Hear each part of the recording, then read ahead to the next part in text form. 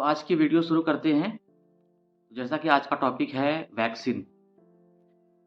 तो वैक्सीन कैसे बनता है, क्यों बनता है, क्या है वैक्सीन, क्यों ज़रूरत पड़ती है वैक्सीन की, उसके बारे में बात करेंगे। तो आप लोग वीडियो के लास्ट तक बने रहें और वीडियो को स्किप ना करें और एंड तक वीडियो को देखें। वैक्सीन जो फर्स्ट डिस्कवर हुई थी 1796 में डॉक्टर एडवर्ड जेनिन के द्वारा ये बनाया गया था, जो कि एक 8 साल के बच्चे में यूज़ हुआ था।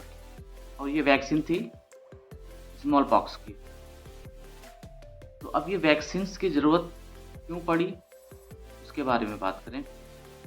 क्योंकि जो भी बीमारियां होती हैं, इंसानों में जितनी भी बीमारियां होती हैं, या तो वो किसी वायरस से होती है या फिर किसी बैक्टीरिया से होती है, या फिर आता है हमारा पैरासाइट। यानी कि वायरस, बैक्टीरिया और पैरासाइट, ये तीन ही ऐसे माइक्रो ऑर्गेनिज्म हैं जिनकी वजह से ज़्यादातर बीमारियां इंसानों में हो जाती हैं। अब ये हार्ट अटैक जो होता है, ये है कि ये किसी भी बैक्टीरिया या वायरस की वजह से नहीं होता है, ये अलग चीज़ है। बट हार्ट अटैक वगैरह को छोड़ दिया जाए तो कुछ ऐसी बीमारियां हैं जिन्हें छोड़ दिया जाए तो सारी जो डिजीज़ हैं या बीमारियां हैं, ये किसी न किसी माइक्रो ऑर्गेनिज्म की वजह से होती हैं। तो मैं एग्जांपल दे देता हूँ। जैसे हमारा हेपेटाइटिस है, मलेरिया है, टाइफाइड है, हेपेटाइटिस बी है, सी है, ए है, हेपेटाइटिस ई है, टाइफाइड है, टेटनस है, टीबी है, प्लूरल इन्फ्लुएंजा जो हो जाता है वो है, साइटिस है, कंजक्टिवाइटिस है, लेप्रोसी है, यूटीआई है। अनगिनत बीमारियां हैं जो मैं पूरी अभी काउंट भी नहीं करा सकता। सारे ये किसी न किसी बैक्टीरिया या किसी न किसी वायरस की वजह से होते हैं। ठीक है। तो बेसिकली होता क्या है कि जब कोई वायरस या कोई बैक्टीरिया हमारे शरीर में एंटर करता है तो शरीर का एक मैकेनिज्म होता है। क्योंकि शरीर जो फॉरेन पार्टिकल है या फिर जो हमारे शरीर का एक पार्ट नहीं है, या जो कोई भी चीज़ हमारे शरीर में बाहर से एंटर करती है तो बॉडी उसको पहचान लेती है, ये हमारे बॉडी का पार्ट नहीं है, ये कोई फॉरेन सब्सटेंस है जो बॉडी के अंदर घुस आया है। तो बॉडी क्या करती है, उसके अगेंस्ट में एक एंटीबॉडी बनाती है, यानी कि इम्यूनोग्लोबुलिन बनाती है। वो क्या करता है, उस बैक्टीरिया या वायरस के अगेंस्ट में वो एंटीबॉडी फाइट करता है। ठीक है। तो होता क्या है कि अगर कोई पेशेंट का इम्यून सिस्टम, क्योंकि इम्यून सिस्टम ही एंटीबॉडीज़ को बनाता है, बट अगर किसी पेशेंट में या किसी मरीज में या किसी इंसान में अगर उसका जो इम्यून सिस्टम है अगर वो स्ट्रांग नहीं है तो क्या होगा कि वो जो इन्फेक्शन हुआ है वो इन्फेक्शन उसके शरीर पे क्या हो जाएगा, हावी हो जाएगा। और हावी होने की वजह से क्या, पेशेंट बहुत ही सीरियसली बीमार हो जाएगा। ठीक है। तो जो रिस्पॉन्सिबल होते हैं इम्यूनिटी बढ़ाने के लिए, उसमें WBCs जो होती हैं वही एज ए फाइटर, यानी कि शरीर के जो फाइटर्स होते हैं वो WBCs होती हैं। अब WBCs में भी अलग अलग तरह के WBCs होते हैं। लिम्फोसाइट होता है, मोनोसाइट होता है, न्यूट्रोफिल होता है, इस्नोफिल होता है, बेसोफिल होता है।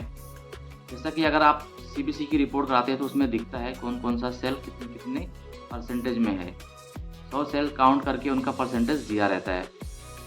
तो ये अलग अलग सेल्स का अलग अलग मतलब होता है। एक्यूट इन्फेक्शन में न्यूट्रोफिल बढ़ता है, अगर कोई क्रोनिक इन्फेक्शन हो जाता है तो लिम्फोसाइट बढ़ता है, यूसिनोफिल बढ़ता है, एलर्जिक रिएक्शंस में बढ़ता है। तो उस पर हम नहीं जाएंगे, आज का टॉपिक हमारा वैक्सीन है तो हम वैक्सीन के बारे में बात करेंगे।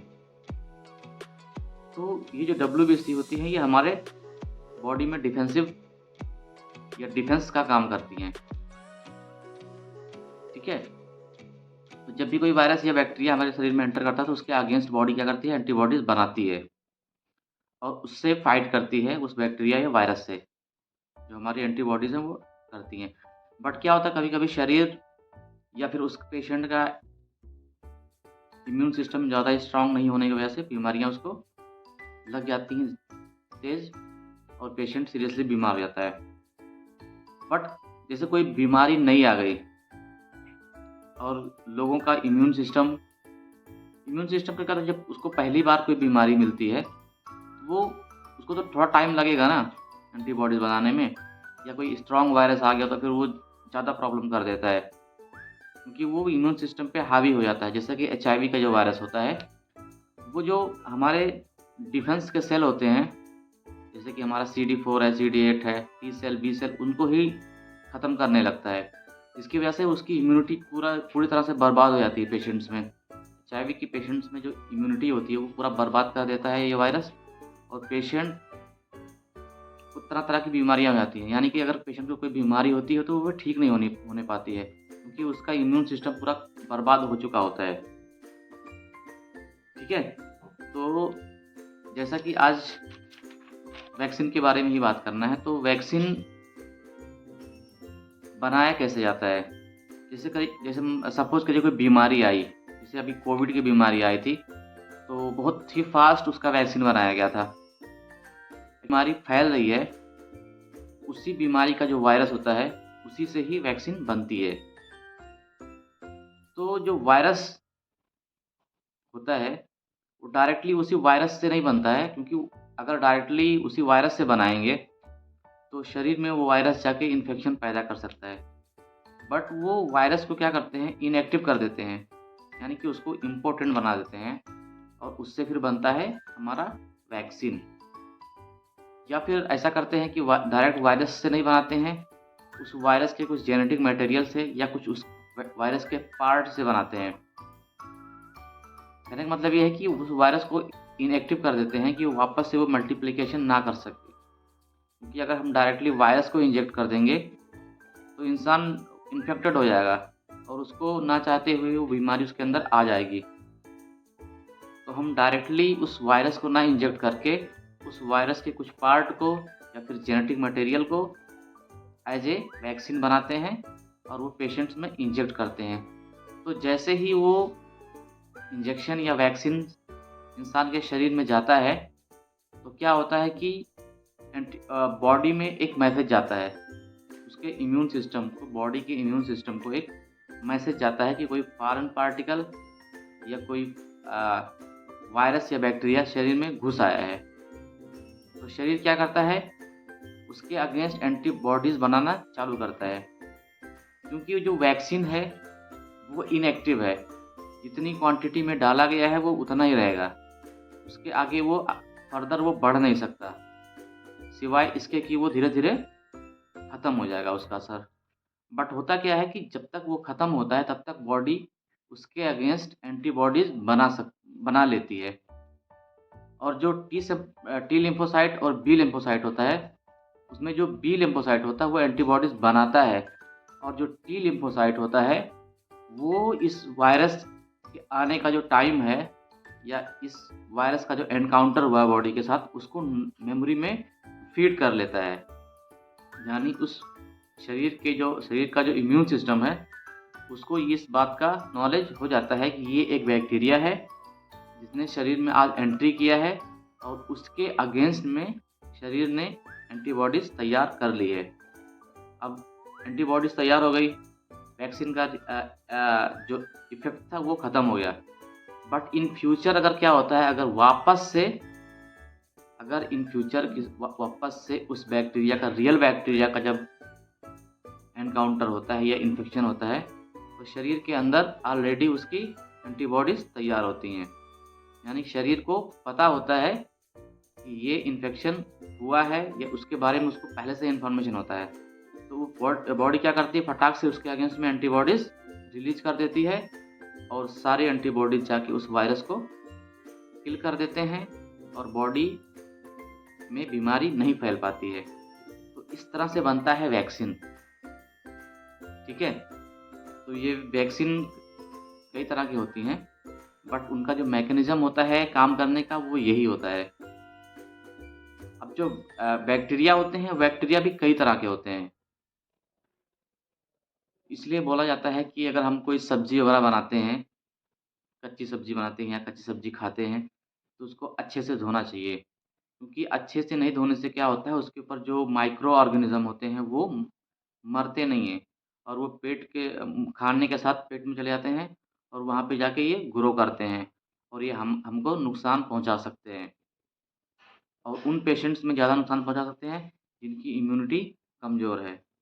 जिस तरह से बहुत सारे लोग बाहर की चीज़ें खाते हैं, जैसे मैं एक एग्ज़ाम्पल दूँगा बर्गर का।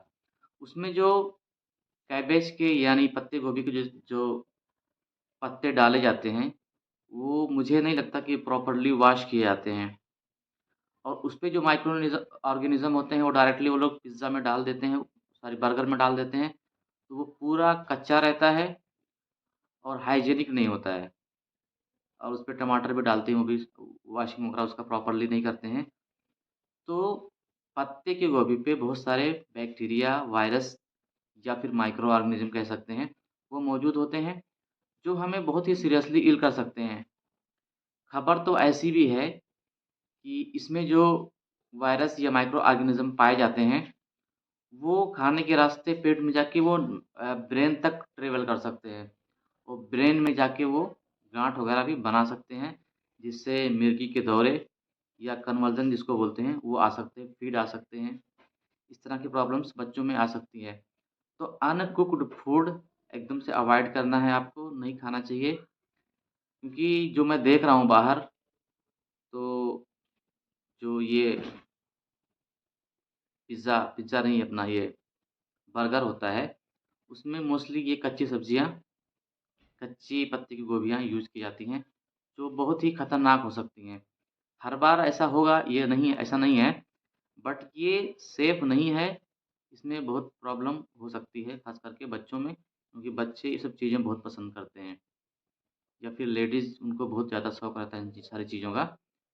तो मैं उनसे कहना चाहूँगा इसको थोड़ा अवॉइड करें, क्योंकि मुझे नहीं लगता है कि वो प्रॉपर्ली वॉश होते हैं। एक तो कुक वो कच्चा होता है, दूसरा वो प्रॉपर्ली वॉश नहीं होता, उसके ऊपर बहुत सारे बैक्टीरिया, वायरस होते हैं, ठीक है? तो जो वैक्सीन हम लगाते हैं, उससे हमारी इम्यूनिटी या एंटीबॉडीज़ डेवलप हो जाती हैं शरीर में। अब ये इम्यूनिटी मोस्टली 2 तरह की होती है, एक होती है एक्टिव इम्यूनिटी, एक होता है पैसिव इम्यूनिटी। अदर तरह की भी इम्यूनिटी होती है, बट हम 2 तरह की इम्यूनिटी की बात करेंगे। एक होता है एक्टिव इम्यूनिटी, दूसरा होता है पैसिव इम्यूनिटी। तो जो एक्टिव इम्यूनिटी होती है, जैसे शरीर में कोई इन्फेक्शन हुआ, डायरेक्ट वायरस का जब इन्फेक्शन होता है, उसके बाद जो इम्यूनिटी डेवलप होती है, उसको बोलते हैं एक्टिव इम्यूनिटी। बट जो पैसिव इम्यूनिटी है, यानी कि जो इम्यूनिटी आर्टिफ़िशियली डेवलप की जाती है बॉडी में, उसको बोलते हैं पैसिव इम्यूनिटी। जैसे अ, हम कोई वैक्सीन लेके कोई एंटीबॉडीज़ डेवलप करते हैं, तो उसको बोलेंगे पैसिव इम्यूनिटी। तो ये हो गया एक्टिव इम्यूनिटी और पैसिव इम्यूनिटी। और जो फर्स्ट वैक्सीन डिस्कवर की गई थी 1796 में डॉक्टर एडवर्ड जेनिन के द्वारा। दूसरा एक चीज़ मैं ये बताना चाह रहा हूँ कि जैसे बैक्टीरिया होते हैं, वायरस होते हैं, इनका एक हैबिटेट होता है कि कौन-सा बैक्टीरिया कहाँ रहेगा या कहाँ रहता है, ठीक है? तो जो क्लाइमेट होता है उसके हिसाब से भी बैक्टीरिया और वायरस अपना हैबिटेट बनाते हैं। गर्म जगहों पे अलग बैक्टीरिया रहते हैं, जो ठंडी जगह है वहाँ पे अलग बैक्टीरिया रहते हैं।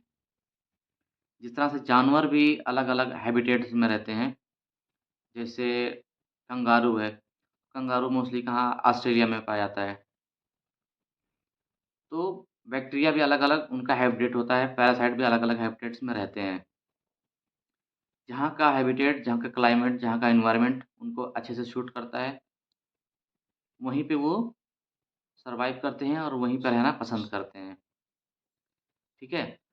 तो जो हम एक तो ये होता है कि हम कोई चीज़ जब खाते हैं, अच्छे से कुक करते हैं, तो क्या वो स्टरलाइज़ होता है बैक्टीरिया, यानी कि बैक्टीरिया हम अगर खाना पकाते हैं, कोई सब्ज़ी पकाते हैं, उसको अच्छे से प्रॉपर्ली बॉयल करेंगे, तो वो क्या होगा, उसमें जो बैक्टीरिया, वायरस या फिर माइक्रो ऑर्गेनिज़्म होते हैं, वो डेड हो जाते हैं और खाना वो सेफ़ हो जाता है। बट कुछ ऐसे भी बैक्टीरिया होते हैं या वायरस होते हैं जो माइनस टेम्परेचर पे भी ज़िंदा रहते हैं, या फिर वो हाई टेम्परेचर पे भी यानी कि 100 डिग्री तक भी वो किल नहीं होते हैं और उनको ऑटोक्लेविंग की ज़रूरत पड़ती है। हाई टेम्परेचर पे जाके वो फिर वो किल होते हैं। तो ऐसा नहीं कि आपने बॉयल कर लिया तो फिर वो 100% सेफ़ हो गया।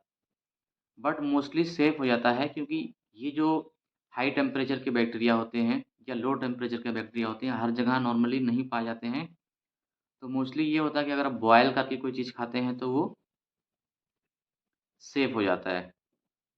अगर आप नॉन-वेज खाते हैं तो उसको प्रॉपर्ली कुक करना होता है, क्योंकि कुछ रेड मीट्स में टेपवर्म होता है, जो शरीर में एंटर कर जाता है, वो जाके शरीर में अपना घर बना लेता है। इवन वो ब्रेन तक माइग्रेट करके चला जाता है।